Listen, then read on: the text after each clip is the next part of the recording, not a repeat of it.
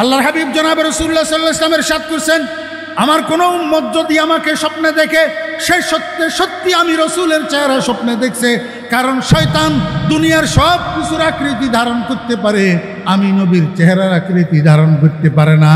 قال النبي صلى الله عليه وسلم من رآني في المنام رآني حقا فإن الشيطان لا يتمثل بي وفي رواية قال النبي صلى الله عليه وسلم من رآني في المنام وجبت له شفاعتي أو كما قال النبي عليه الصلاة والسلام।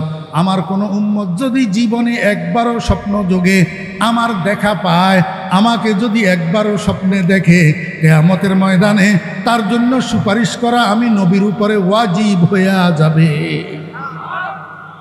নবীর সুপারিশ চান? যদি নবীর সুপারিশ চান তাহলে নবীজিকে একবার স্বপ্নে দেখতে পারেন কিনা চেষ্টা করে দেখেন। চেষ্টা করি, দেখেন একবার নবীজিকে স্বপ্নে দেখা যায় কিনা। আমার ভাইরা দুস্তাবাব, আমাদের আকাবেরিন বুজুর্গানে দিন লিখছেন, নবীজিকে স্বপ্নে দেখার একটা অন্যতম পদ্ধতি আছে। তন্মধ্যে একটা পদ্ধতি হলো একটা দরুদ শরীফের পদ্ধতি। দরুদ শরীফটা মেড ইন মদিনা। আল্লাহুম্মা সাল্লি আলা সাইয়্যিদিনা ওয়া মাওলানা মুহাম্মদ কুল্লামা যাকারাহু যাকিরুনা ওয়া কুল্লামা গাফালা আন যিকরিহিল গাফিলুন। এই দরুদ শরীফটা আলেমদের থেকে প্রয়োজনে বাংলা উচ্চারণ লিখে মুখস্থ করবেন। মুখস্থ করি একটা আমল করবেন 40 দিন। কয়দিন? কি আমল? রাত্রে শোয়ার বিছানার জন্য যখন শুইবেন, শোয়ার বিছানার মধ্যে যখন শুইবেন, রুমের দরজা বন্ধ করলেন, লাইট অফ করলেন, সাথে সাথে তো আর ঘুম আসে না। এই ঘুম আসার আগ মুহূর্তে আঙ্গুলের করের উপরে গণনা করিয়া করিয়া অথবা তসবির ছড়াটা হাতের মধ্যে লইয়া এই দরুদ শরীফটা 100 বার পড়বেন। আল্লাহুম্মা সাল্লি আলা সাইয়্যিদিনা ওয়া মাওলানা মুহাম্মদ কুল্লামা যাকারাহু যাকিরুনা ওয়া কুল্লামা গাফালা আন যিকরিহিল গাফিলুন। এই দরুদ শরীফটা 100 বার পড়বেন।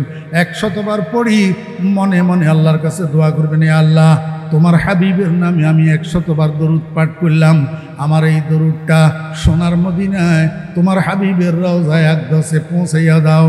ইয়া আল্লাহ, এই 100 বার দরুদ পাঠ করার উসিলায় আজকের রাত্রে ঘুমের মধ্যে আমাকে তুমি স্বপ্ন যোগে তোমার হাবিবের দিদার নসিব করিয়া দাও। পারবেন না? আমাদের আকাবেরিন বুজুর্গানে দিনেরা লিখছেন, এইভাবে আমলটা 40 দিন করেন, ইনশাআল্লাহুল আজিজ। আমি মুতাওয়াক্কিলান আলাল্লাহ, আল্লাহ পাকের আল রহমতের উপরে তাওয়াক্কুল করি বলতেছি। ওলামায়ে কেরামের, আমি অন্য মাহফিলের মধ্যেও বলি, ওলামায়ে কেরামের সব কথাকে আপনারা পণ্ডিতই মনে করবেন না। ওলামায়ে কেরামরা কিছু কিছু নিজেদের তজরিবার থেকে কথা বলে।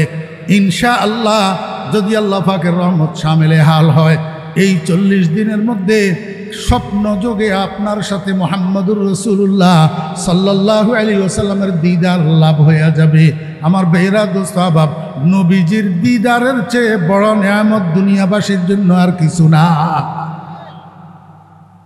খাহেশে ওয়াসলে জুদা লজ্জতে দিদার জুদা, খাহেশে ওয়াসলে জুদা লজ্জতে দিদার জুদা, উচায়ে হুসনে জুদা ইশক কি বাজার জুদা।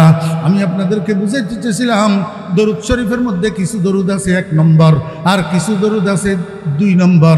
আমার ভাইরা দোস্ত আহবাব, আপনার সামনে শিং মাছের তরকারি, মাগুর মাছের তরকারি, দেশি মোরগের গোশতের তরকারি, এত সুন্দর সুন্দর তরকারি থাকা সত্ত্বে আপনি শুধু গোলালুর ভর্তা দিয়া ভাত খাইয়া উঠবেন কেন যদি আপনার রুচি ঠিক থাকে?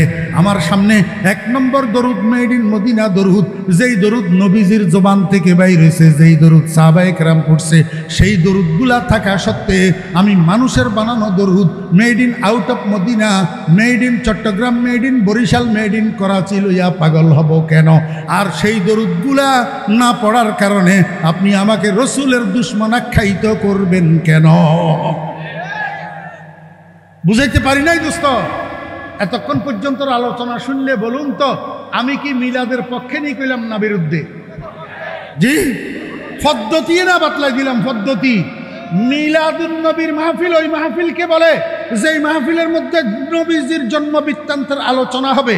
আগে পরে দরুদ শরীফ পড়েন, কোনো অসুবিধা নাই, দরুদ তো ভালো জিনিস, কিন্তু খেয়াল রাখবেন একটু দরুদগুলা 1 নম্বর পড়ার জন্য। কি পড়ার জন্য? 1 নম্বর পড়ার জন্য। বাকি রইল মাহফিলে মিলাদুন নবীর নামে আনন্দ উদযাপন, খুশি উদযাপন, ঈদ পালন করা।